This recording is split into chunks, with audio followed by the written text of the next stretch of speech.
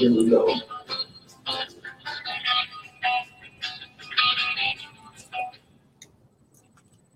Hi, welcome to Ghost Talk. Harold St. John. Butch Leon. It's nice to have you back here tonight, Butch. It's been a while. We were going to do a show tonight on aggressive EVPs. Most of our team members are down ill. I actually haven't been feeling that well myself. But I'm going to post some EVPs tonight. Let's talk about this just for a second. Do you remember some of the times during the investigation when we encountered aggressive EVPs? We just closed a case with a good friend of ours, Ian, and during the eviction process, we had caught another negative EVP.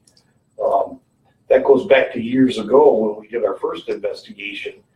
We had captured that. When you remember, we recreated a scenario in this home, and at the end of the night, we realized that this entity, this bully or negative energy, was picking on his wife most of the times when she was home alone. So somewhere in the wee hours of the early morning, we had sent you into the home alone as a cameraman with Becky doing a recreation. And I think the first place you went up there was into the bedroom where our client was being held down and choked in bed. Briefly tell us what had happened when you were doing your first session with Becky in this bedroom. Well, we went in there to recreate this situation. Everybody else that went in there that night laid in the bed and tried to get this entity to choke her down, the person down and whatever. And most of the people that night was actually weighed a little bit more than what Becky did. And as soon as she laid in the bed, which she don't weigh that much, the bed collapsed. And what are you saying? You know that I laid in the bed about 20 minutes earlier. And I'm probably 160, 170 pounds. I'm sure. And anyways, Becky's like $120 if she's lucky, maybe $130. And that was a true scenario. The reason we did that recreation is a week prior to that, our client was held down and choked in bed so bad that she even had the hand marks around her neck and bruising around her neck where she was choked. That was wasn't aggressive EVP, but we knew we were in for something that night. I think you and Becky then moved to what we would call her office space. You guys have heard balls rolling around upstairs, and with some to be child's footsteps. I think you guys went into to her office space at that time, and I think that's when you captured your first EVP right there, was of a child giggling or something like that. Yeah, it was. What happened there? They had mentioned different things in there about a child, a dark-eyed child, Oriental, I believe it was. And we went in there, did an EVP session, and we got a little child giggling. Yeah, that was our first EVP of the night. And everybody that knows me probably realizes that things were getting darker when people are getting choked and held down in bed. I want everybody to know that I was safe down at the tech table while Butch and Becky were, in location. So you captured the EVP there.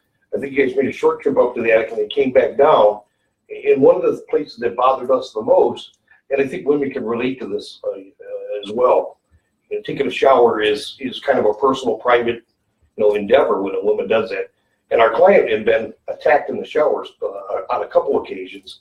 So I think what happened then is you guys decided to go into the shower and do the recreation where Molly, I shouldn't say any names, where our client was assaulted. What happened there? Becky stepped into the shower to recreate this whole scenario there. I turned the water on in the sink to make it sound like the shower was actually going. And she went on with her EVP asking her questions. And we found out later as we analyzed it that the sink came back with a very negative. Yeah, we still to this day can't, but what we think it says is, why are you the F word, him? It could also say, and I've heard this from several other people, could also say, why are you screwing with it? But obviously the word screwing wasn't used, it was the F word. Right. So that was one of those times where we got an aggressive EVP, and we all know out of the hundreds of thousands of documented EVPs over the years, there's an average. They say 1 in 12 are aggressive in nature. But I remember, and I posted this as a throwback Thursday a couple days ago, the old Feltman building. You remember that from, it was, I think that actually that was one, I think Becky's first investigation with us. We had went into this old, what was once Toledo's first, one of Toledo's first banks downtown, 6-story building. There was male clients, they were all male, and they were scared. They were talking about this big, dark, shadowy figure roaming through the bowels of the cellar. And I remember the cellar well. It had big hallways going underground and little funny doors that you could go up anywhere in the building.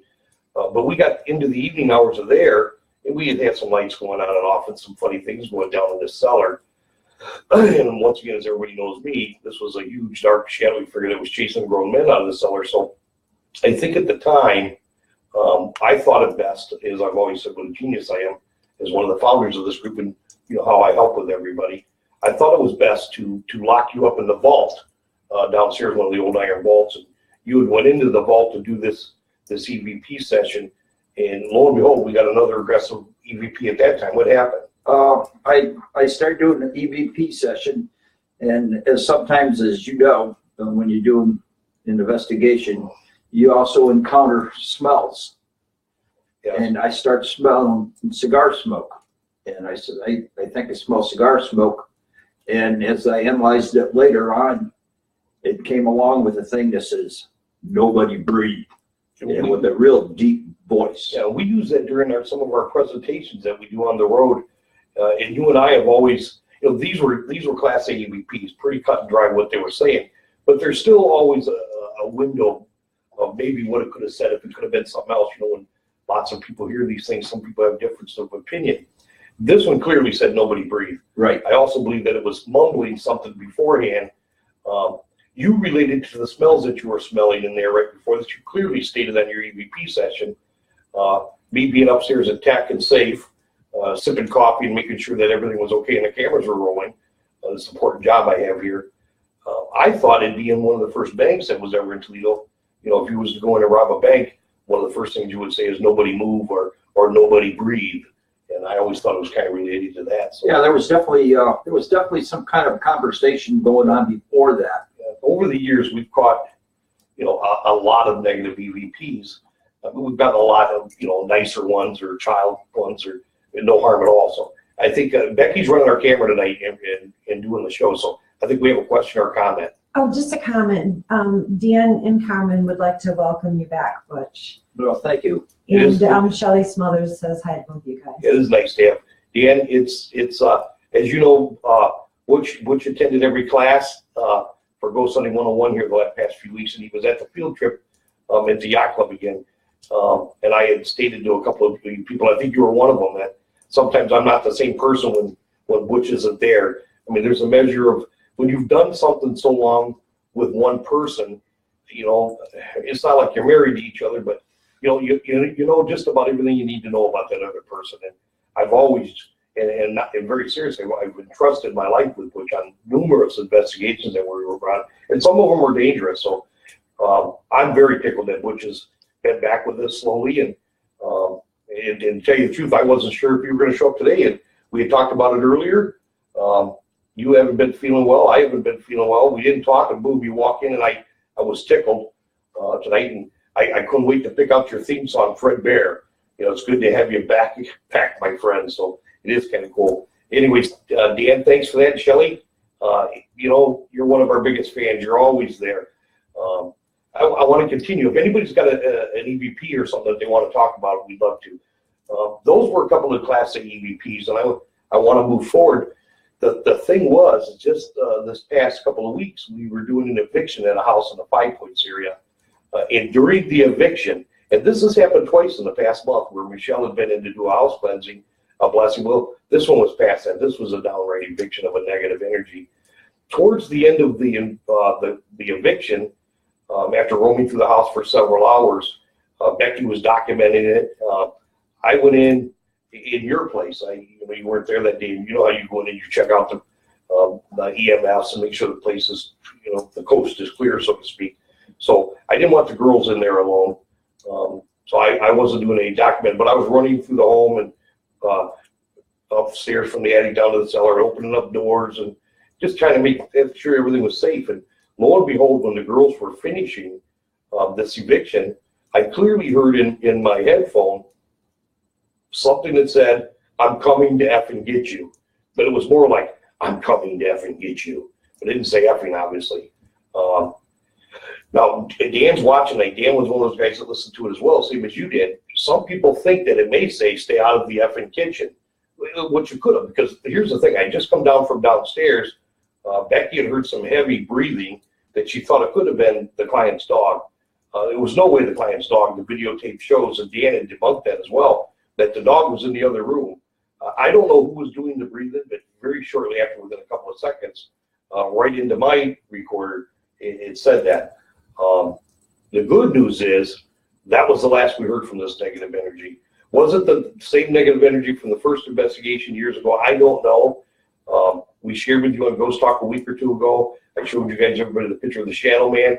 That's one of the figures, entities that he'd been seeing throughout the home. The good news is the home is quiet right now. I've talked to our client, Ian, several times since then. They're starting to get a good night's rest. Their life is somewhat going back to normal. And I pray that house does not wake up again. I've always said the houses in the Five Points area, you can investigate them, you can cleanse them, you can bless them, you can do evictions. And I'm not sure if it has anything to do with ley lines, but you're a witness to it too. Every 3 or 4 years, We did a number of them. the houses wake up in the Five Points area. That one apartment building, sure. Well, we did the one off of Lockwood as well. Right. So anyways, negative EVPs, 1 in 12 is the average that are aggressive in nature. I'm going to share a couple on our Facebook tonight for people to get a feel of what I'm talking about. And anybody who's listening to the show is welcome to message me, or if they got an EVP they want us to take a look at, that you could share it with us. So I don't want to make the whole show about aggressive EVPs. There's so many other things to talk about. So, and Becky will yell at me if there's a comment or a hello. I want to make sure that everybody watches this show, that we do give a like out there too. I do want you guys to know how appreciative Butch and I are, and the entire group, for the support that you've given us over the years. So we just finished up the Ada Library last week. Becky and I went down there with nice people. They wrote a small article, and I can't remember his name. I think it was Rodney Mooney or something, and the Ada paper wrote a little nice article on us, and that was fun. So I want to thank the Ada Library. If anybody from the library is watching, thank you for having us. We're going back on the road again to do another presentation. We're starting to book them up already for the year. It was going to be at the Toledo Botanical Garden, but they're moving it to the Providence Lutheran Church on Airport Highway on March 13th. I think this one's closed to the public. They have a huge group themselves. So I think this would be a private presentation. I'm looking forward to that. I think you're going with me to that one. So we just been busy doing things. We finished up our Ghost Hunting 101 field trip, the class, and then the field trip to the yacht club. I just got everything together last night and put it on a Google Drive and emailed the students. So if there's any students out there tonight, see if you can get to that link and see if you can open up the files. There's just a ton of files in there. Dan was running the camera. You was running the camera. You led group 1. Becky led group 2, and Chad and Heather were nice enough to run, I think, group 3. Chad had placed himself up in the attic, and Heather placed herself, I think, down in the bar area. No, it was the ballroom. No, the ballroom, and just work with our students. I don't want to forget to say thank you to Chad and Heather. We're going to talk about the Midwest Parrot Fest here in a couple of minutes, but I'm grateful to you guys and thank you for helping us. That being said, I got some notes I'm going to look at. That was Ghost Hunting 101. We've got a couple of weeks off, and I'm grateful for that. We were kind of tired. We were busy during that, but it's March now. We have Ghost Hunting 102 coming up. It's an extended, a little more in depth than Ghost Hunting 101. It probably would make it easier if you took Ghost Hunting 101, but by no means do you have to. So, great. Anybody that wants to do Ghost Hunting 102, go to owensworks.com. It's going to run from April 5th through April 26th. We're going to end up in a field trip again on the 26th, and we're looking to go. I think Don and Kelly are going to have us down to the haunted Main Street School in Bowling Green. That should be our field trip, and we can all get worked out. So I'm really looking forward to that. Don and Kelly are being just as gracious a host as Chad and Heather has been. So we're truly blessed that people are on board with this whole teaching, fostering, promoting, educating the paranormal. So go Sunny 102 once again. Owen's phone number, 567-661-7357 or owensworks.com. I talked to Jamie last week. Class is starting to fill up, so I hope you get in there. So, and it's just one of those things. We're going to do a couple of presentations and lectures before school starts again. April, I think, will be busy enough. So, for people who follow us on Facebook, you know, I'm starting to put a blooper thing together, and I did one, the lighter side of class. So, we're talking about class, and I was kind of calling Jake about our director of youth education who's gone to school right now. He had just turned 18 in that class, and I was making a joke. Now he's 18, we're going to, you know, take him in a bunch of demonic cases. And once again, I'll be in tech while he's down there. So, Jake, I hope you're watching. I didn't mean to tease you or make fun of you. I know you liked the video. I thought it was hilarious. I watched it 4 or 5 times, and Becky tell you I belly roll from the other room. I'm always laughing at somebody else's expense. Something else that we did this week, and you and I were talking about it. Becky has done the research on this place. March 16th, we're heading down to Buxton Inn. That's the legendary haunted hotel in Ohio. It's haunted by, I think, a lady in blue. I'm going to sound like a silly here because it looks like I didn't do my research, but I guarantee you I didn't. You could shout over the camera. A lady in blue back, who else? A cat. That was on Ghost Adventures. 2 of the prior owners of the inn, Major Horton Buxton and Orrin Granger. Yeah. This is going to be one of the stories I think that we're going to put in the upcoming book, Ghost Talk Paranormal Ohio. Here's the other thing. Since the first year, I made a commitment to really try to put this book together. And I want to explain today because a lot of people ask me, you know, where's the book at, Harold? Why haven't you come out with it? I might as well clear the air. Here's the thing. I think the classes that we're doing, Go Sunny 101 and Go Sunny 102, are critical to us, critical to the success of all legitimate paranormal groups that are out here in in Northwest Ohio and throughout the state of Ohio. These things are important that we're giving back, like class. I think this Ghost Talk show that we do on Sunday nights is a ton of fun, but we're not helping anybody by doing it. It's something that we like to do, and we're doing it for our own benefit. For maybe the publicity or maybe to get the word out. What I mean by all this is, you know, you and I started 20 years ago as a couple of paranormal investigators, not ghost hunters. And there's nothing wrong with ghost hunting. We do that as well, and I love it. There's a time and place for everything. But, you know, we just finished up a case that we've been working on over the course of 5 weeks. We have another case of the works that we're doing, and there's so many hours of research. And we've been back to this house in the 5 Points area 5 or 6 times. You know, counseling the best we can, reassuring, alleviating fear. There's no time for me to sit down and write a book. Writing this book is my story. That's something I desperately want to share with all of you guys of our experiences for over 20 years. But there's just hundreds and hundreds and hundreds of cases that we've taken on. And, you know, we're going to pick a select, 12 or 15 for the first book, 12 or 15 for the second book coming out. And I don't want to look that far ahead. The point is sometimes we have to walk away from the book because that's not helping anybody. And our mission statement was when we get that call, when Becky gets that first contact, that first phone call, and there's a lot of cases we do cleansings or blessings or evictions that we don't even talk about. There's been tons of investigations that we can't even talk about.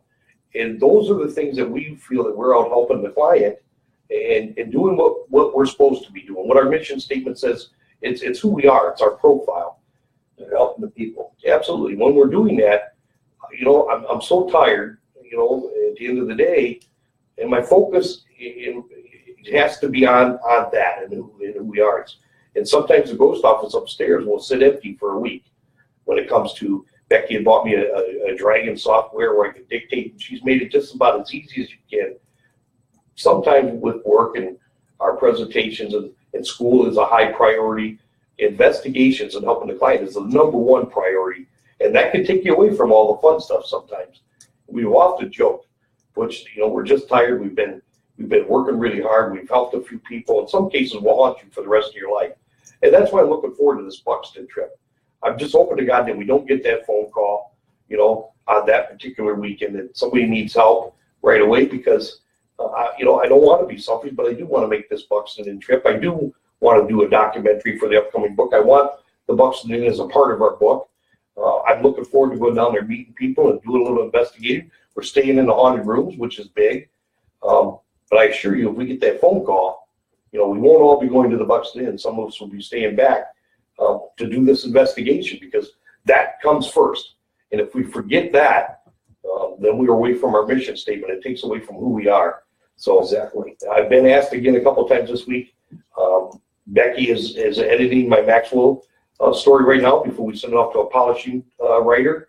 I'm going to keep plugging away, and I promise just as soon as I can get it done, I will. But I don't want to rush either because every one of these stories is dear to me. So enough of that too. So on another lighter side, I want to talk about a trivial question we had. Joe and Jen Shortridge from 222 Paranormal, they're good friends of ours. I listened to their show, Haunted Castles, a week ago. I listened to the House of the Church of Satan today. What an awesome show. Joe and I had talked earlier in the week, and he put on a live video feed. I think we posted on our Facebook. Within that show on 222 Paranormal Podcast, Joe, it said the year of make of his automobile, his very first automobile. So you and I had come up with the idea, why don't we ask that trivia question for anybody that would go to the 222 Paranormal Podcast today, listen to Joe and Jen's show, the Church of Satan. Somewhere about halfway through the show, Joe clearly states the year and the make of the first car he bought. That is the trivia question. So if anybody can go to 222 Paranormal Podcast, I've already uploaded it to my Facebook. I'll tell you how it goes on it, so you can click it there. Listen to the Church of Satan, the show today that was released from 222 Paranormal Podcast. Halfway through, 60% of the way through, Joe will state the year and make of his automobile, his first car he bought. If you can message me, you don't have to message me, post it on our Facebook page. If you can answer that question, you're going to get 2 free tickets to the Midwest Parafest that Erie Shores Paranormal is putting on. Is that going to be the first person? It won't be the first person, but the sooner the better. I think I'll let it run a couple of days. We'll gather up the names, and then I'll put a short. Becky will come back in a couple of days, or somebody will make a short announcement of who the winner was. So it's a $45 per ticket value, and I want to say Chad Heather's done some wonderful things for us. So I want to give them a minute too. It sounds like I'm a big promotion show tonight, doesn't it? So the trivia question is, what was the year of Joe's first car that he purchased? Midwest Parafest. It's going to be Saturday, April 7th at 10 a.m. Some of their guests, I don't know how they did this, but Chip Coffey's going to be there. We both watched him on several different paranormal shows. Right. Well-respected psychic medium, and he also does a gallery reading. I don't think for your $45, your fee for his gallery is going to be limited seating and an extra cost. But wouldn't it be great, even if you don't get a private reading for yourself, just to get his picture? I used to be a big fan of John Edward and watch how people in the movie, I've been to see him several times. I walked out of there on all occasions when I didn't get a reading, says, it didn't matter anymore to me. I was so moved by somebody else who desperately needed their help, reassurance that their loved ones were okay. To get a reading like that, to get that kind of reassurances, it can be life-changing. So Chip Coffey's value is, you can't put a price on that. KC McCormick, or KJ McCormick from Ghost Hunters, you've always been a big fan of him. Yep. He's a young guy, but he's been around several years. So he's coming, and of course, that's pretty rude. I'm sipping my coffee. I apologize. My big fan, and I can't wait. There's a lot of reasons why I'm going to the Midwest Parafest, but one of them is, Bigfoot. I'm a big Bigfoot fan. Always have been. Becky always places my Christmas ornament in the middle of the Christmas tree at Christmas time, and it's Bigfoot. He is the reigning hide-and-seek champion of the world, as we all know. And I'm not going to get into a big debate. You can comment all you want that Bigfoot's not real. And I had Joe Shortridge on a few weeks ago, and we got into a little bit of Bigfoot. He's out there. It's just a matter of finding him. So Jeff Meldrum, he's a professor of anthropology. and anatomy as well. And he's a professor at Idaho State University. Well-respected man. And several years now, he's been collecting Bigfoot prints from around the world. And I'm a huge Josh Gates fan too on Destination Truth, In Search of the Truth. It wasn't that long ago this past season that Josh. He actually has a new show coming up. Yeah, I've seen that as well. Something locations. Yeah. But I'm a huge fan of Destination Truth. I'm so tickled that that show got back on. Josh Gates had taken a footprint to him, and he's got a whole collection. They can't be figured out, but they look real. So it's changed Dr. Jeff Meldrum's opinion in the last couple of years that he is now openly stating Bigfoot could possibly be real, or some type of bipedal primate of some kind. Talking about Bigfoot, I can't remember where I seen it, but it's against the law to actually shoot one if you do see it. Is that right? Yeah. I think I have heard that. I think I have heard that. Becky's waving around. What do we got going on, Beck? On another note, Jeff Schlatter says, "Hey guys," and Heather Hansen says hello, and she appreciates you. And Well, Heather, you're the only Josh one. Gates. Who likes Josh Gates? Shelley. Yeah, I love Shelley. I'm a huge Josh Gates fan. I work on Friday evenings most times, so you can ask Becky. I'll record, and just to make sure I have, I don't know. I'm not very high. Everybody knows I'm very low tech. So when I go to hit the record button, I don't know how to record a series. So I just start recording every Destination Truth, and I'll come home on a Friday and there's 30 of them there. And I'll find myself watching reruns because there might have been something I missed. So I've always been a big, huge Josh Gates fan. So wouldn't it be nice if he would come to one of these paranormal fests? That would be awesome to get some. I mean, he's doing 3 shows now. He's probably busy. So I think he's back in New York. yeah. What did Jeff have to say, Beck? Said hey, hi. Hi. Hey, Jeff. Well, we're talking to you. Butch and I and Becky were talking. We're going to Granville, Ohio on March 16th for 2 days. We're going to go down on a Friday morning. I got a bunch of places to investigate Friday during the day, some cemeteries, and Becky has done a lot of research, so we're trying to get everything pinpointed what's what here and put things in order. But Saturday, if you're not busy, you want to take a ride down to Granville, you're more than welcome. I'll pay for your gas if you want to come in and film a little bit of us just down there goofing off. I'm hoping to get a hold of the manager and maybe get a chance to spend some time down in the basement. Some people have had success doing that, some people haven't. But I will approach him at the time and tell him I want to talk about the Buxton Inn, all the great memories there in the history and maybe some of the haunted legends there if he'll allow us. I hope I can do some interviews and maybe actually get a chance to document Becky and Uncle Jeff and you doing maybe some EVPs if we're lucky enough. So I'm really looking forward to that weekend. And I'm not saying that for anybody out there. If somebody needs help first, that's what we'll do first. So anyways, nice to see you, Jeff. If we can bribe you to come down for the day, I'll pay for your gas. Uncle Jeff will buy you dinner. The rooms are full, so you're not sleeping with Becky and I don't think there's room in Butch's bed either, but you're sure welcome to come down for the day. So is there any other comments or anything going on? Yeah, Carmen's making a guess on the car. I'm not saying it out loud. If she tell her to make a comment, she can say, tell her guess. I'm not going to say if she's the winner or not. What's her guess? Come on, Carmen. 1964 Cutlass. Carmen, you're in the pool, Carmen. You're definitely in the pool for the tickets, Carmen. Did you follow her, Carmen? Did you listen to the show today, Joe? Joe and Jen do a great job, Carmen. Joe is. Here's something really weird. Like I race home on Friday nights. Becky's usually sleeping or very tired. She works at night, 12-hour shifts, so nobody works harder than she does. So my Friday nights are kind of cool. I get home, she's sleeping on the couch with her computer in her lap, or her book fell over her face or whatever, and I just kind of chuckle and I pick up her glasses and her book and I set them on the table and I come out and get me a snack. I like my late night snacks, and then I tiptoe back into the living room and make sure she's out cold. And I'll turn on Joe Shortridge's show. He does a live one every Friday night at midnight, and I'll try to catch.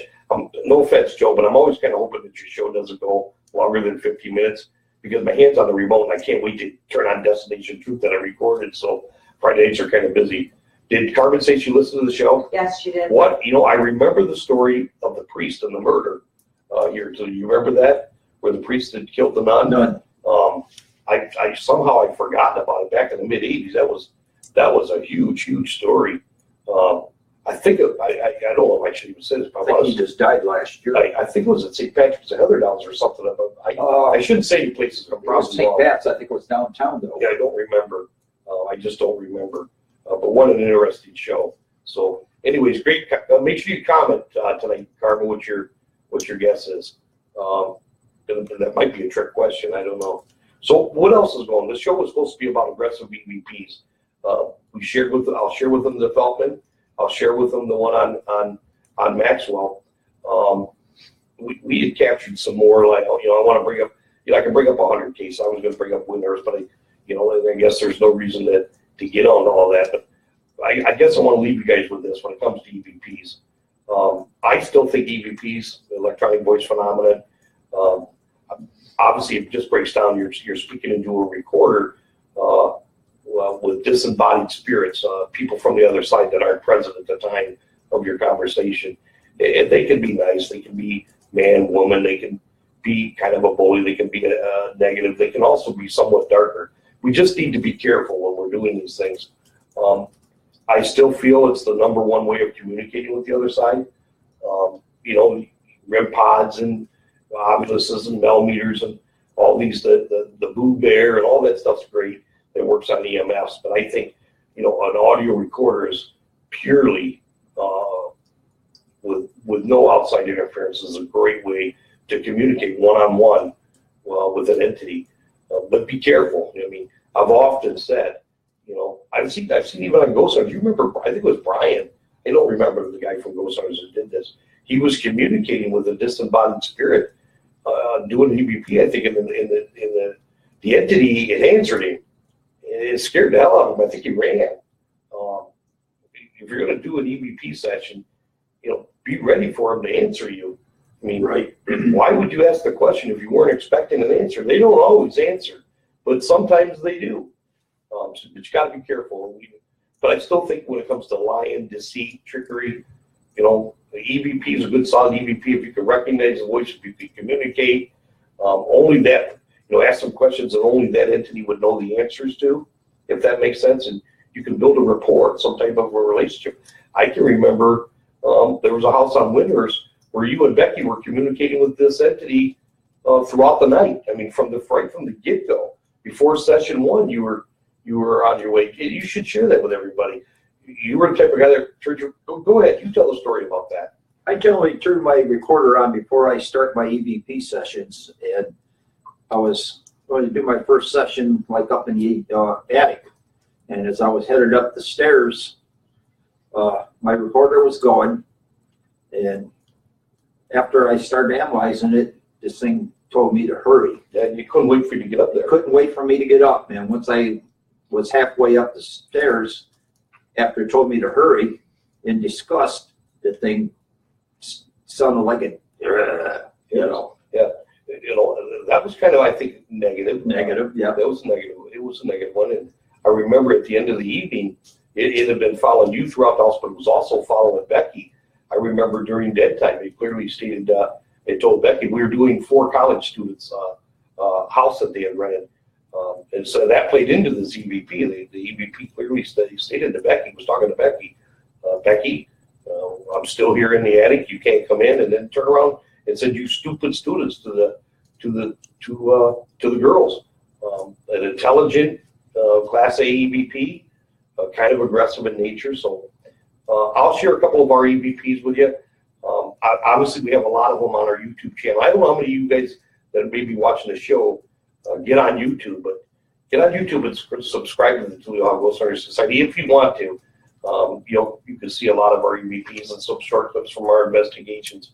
I've broken everything into files. Like we have our ghost talk classes, we have our ghost hunting 101 tip of the week, and this week was Michelle Maddox, common misconceptions on can spirits cross water. Well, back in the old day, I can remember when the folks moved from the Andersonville, or they were on the Johnny Carson, the Tonight Show, and stated to Johnny Carson, they moved from Amityville, Long Island to California because spirits couldn't move over large bodies of water. And I think everybody, including me, believed that at the time. Well, the science has told us lately, the last handful of years, is water is a conductant. It can help boost the paranormal moving water. Things are changing all the time, and science is proving things different. But can you imagine living in the day where you want to get away from a spirit, just move on the other side of the river and the spirit's gone? That's not necessarily true. Before we go, Becky's got something else. Jason Arthur says he's glad he could stop in and take a listen. And Dan suggests explaining ley lines in 102 classes. Okay, I will. Jason, listen, I want to thank you for stopping in. Your support is also important to me. I've been following the Collingwood Arts Center. You guys have had some huge events down there the last month. So I want to give, while Jason's jumping in here, say hi. He is from Lake Erie Paranormal. He works with the Collingwood Arts Center. And as everybody knows, we had an aggressive, I think a little bit of aggressive entity with you down in the Collingwood. It sure did. But what a historic building.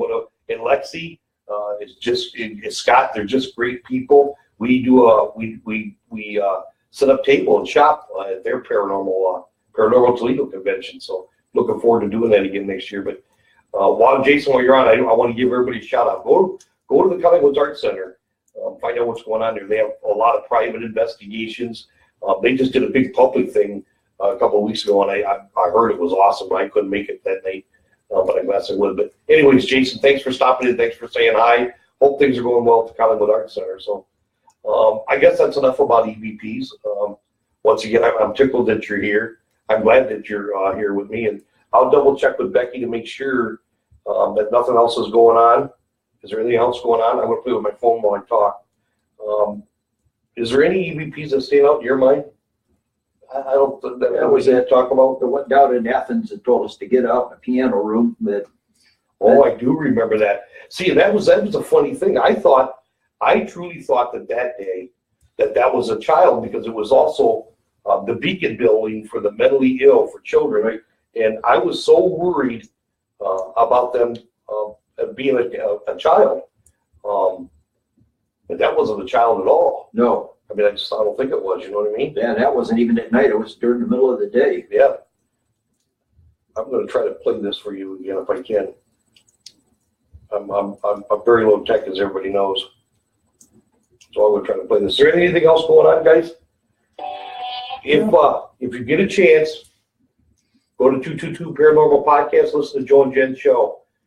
Answer the trivia question. What year, you don't need to name the model, what year was Joe's first car? I'm kind of interested to know. I listened to the show today. It was a great show. Until next week, I think we're going to try to come back next week. We'll come up with a topic. I'm not sure if Becky or Butch will be here, but I guess I will be. If you like this show, say so. Thanks, everybody, for joining us, and we'll see you again here next Sunday, okay? Happy hauntings. Happy hauntings.